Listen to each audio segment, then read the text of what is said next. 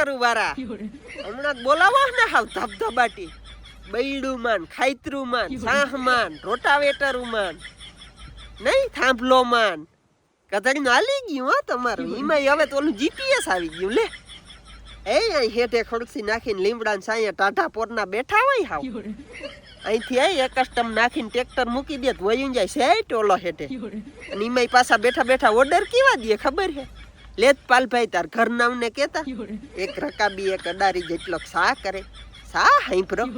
વરી સાફ કરી દે વરી સા પીએ ને પાછા શું કે ખબર લે હવે ફાકી બનાવો અવાર ઘણો ધાણો થયો તારે